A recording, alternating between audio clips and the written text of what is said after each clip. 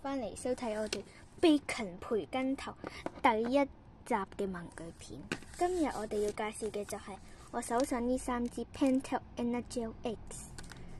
我哋呢支呢係一個非常順而速乾嘅啫喱筆嚟嘅。我手上呢支0.7呢係子彈頭嘅，而呢支0.5呢係針頭嘅。Pentel Energel 呢只要喺0.5以上嘅，即係譬如0.7或者1.0呢，佢係會用到子彈頭嘅；而0.5或以下，即係0.5、0.3嘅話呢，甚至0.4，佢都係會用針管頭嘅。我哋而家就會試下佢呢個 Energel X 係有幾順滑。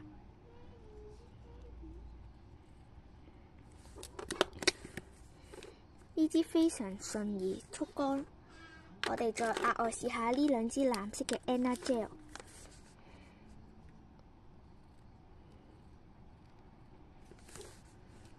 手上呢支0.5嘅都係冇問題，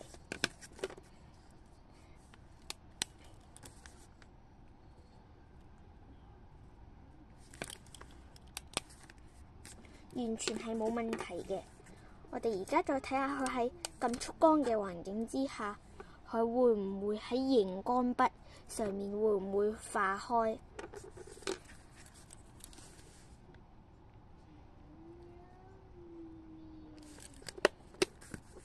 乾咗，熒光筆上場嚕。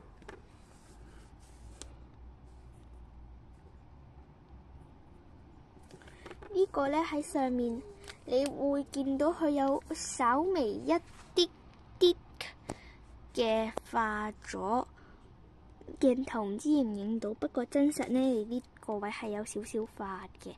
不過對比喺啫喱筆上面，已經係非常非常厲害噶啦。今集就去到呢度，如果想睇下呢個墨水係點樣組成嘅，就嚟睇下我哋嘅第2集啦。